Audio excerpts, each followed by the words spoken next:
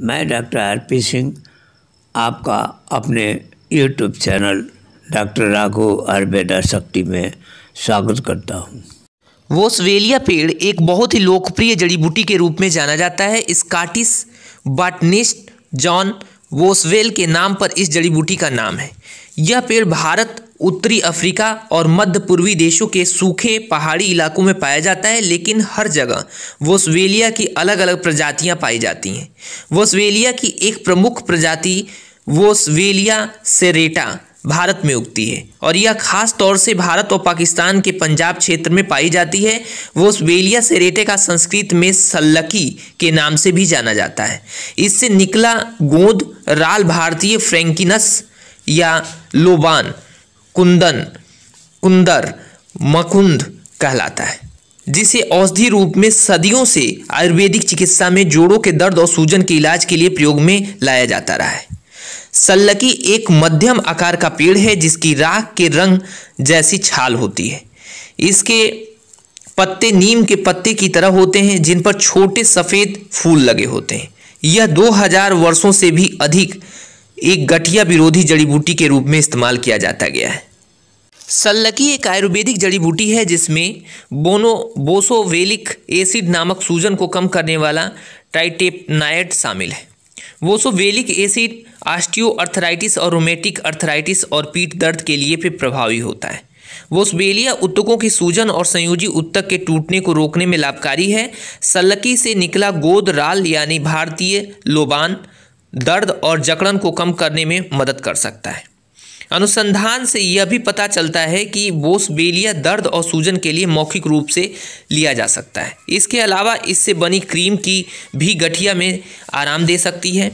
लोबान की खुशबू में तनाव को कम करने वाले गुण होते हैं और वोस्वेलिया सोराटा रेजिन का धुआं सूंघने से आपका तनाव कम हो सकता है।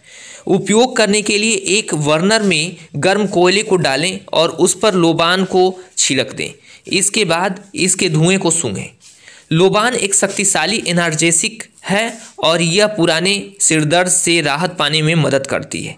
क्लस्टर सिरदर्द जो हाइपोथैलेमस ग्रंथियों में असमानताओं के कारण होता है, जिसमें बहुत अधिक दर्द होता है, इसलिए आप किसी भी प्रकार के सिरदर्द से राहत पाने के लिए वोस्वेलिया सेराटा या लोबान के अर्क का उपयोग कर सकते हैं।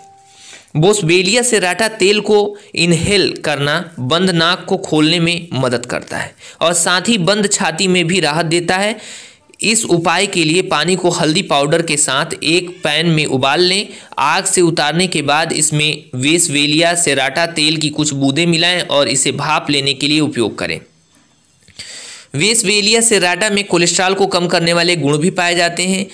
जब दोनों लिंगों के 60 टाइप 2 मधुमेह रोगियों को 900 मिलीग्राम वोस्वेलिया सेराटा अर्घ 6 सप्ताह की अवधि के लिए दिया गया, तब इनके HDL स्तर में बहुत वृद्धि और LDL में कमी हुई। क्रोहन डिजीज और अल्सरेटिव कोलाइटिस दोनों आंत्र की सूजन के प्रकार हैं जिनका लोबान के साथ इलाज किया जा सकता है। एक शोध में वोस्वेलिया सोराटा को क्रोहन डिजीज के उपचार के लिए इस्तेमाल की गई दवा के बराबर प्रभावी पाया गया, लेकिन कुछ साइड इफेक्ट्स के साथ। वोस्वेलिया पेट में दर्द, दस्त और मल में रक्त आदि अल्सरेटिव कोलाइटिस के लक्षणों में सुधार कर सकता है। लोबान को जिगर और मलाशय के कैंसर के उपचार में भी प्रभावी पाया गया है, जो कि वैज्ञानिक शोध में मृत्यु के प्रमुख कारण है। वोस्वेलिया सेराटा के अर्क में रक्त शर्करा को कम करने वाले गुण होते हैं और यदि आप मधुमेह रोगी हैं तो इसका रक्त शर्करा के स्तर पर महत्वपूर्ण प्रभाव पड़ेगा। इसलिए आप अपने चिकित्सक से इसके उपयोग का परामर्श अवश्य लें। वोस्वेलिया सेराटा में एंटीसेप्टिक गुण होते हैं, इसलिए यह त्वचा पर छोटे घाव, स्क्रैप्स, कीट के काटने, खुजली, मुहासे के निशान और धब्बे मुक्त त्वचा के उपचार के लिए प्रयोग में ला सकते हैं। लेकिन कभी कभी त्वचा पर सीधे रूप से आवश्यक तेल का इस्तेमाल न करें। नारियल के तेल की तरह अन्य किसी भी तेल के साथ मिलाकर इसका उपयोग करें। यह क्रीम और लोशन में भी मिलाया जा सकता है। वोस्वेलिया सेराटा के सूजन कम करने और दर्द से राहत पाने वाले गुणों को घरेलू पशुओं के लिए भी इस्तेमाल किया जा सकता है। सल्लकी कैप्सूल गैस्ट्रिक जलन का कारण हो सकता है, इसलिए संवेदनशील पेट या गैस्ट्राइटिस वाले लोगों को कैप्सूल लेने से बचना चाहिए।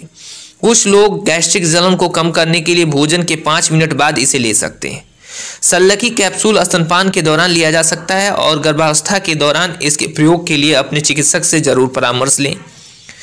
फ्रैंकिनसेन तेल को मौखिक रूप से लिया जा सकता है, लेकिन सुनिश्चित करें कि तेल असली हो।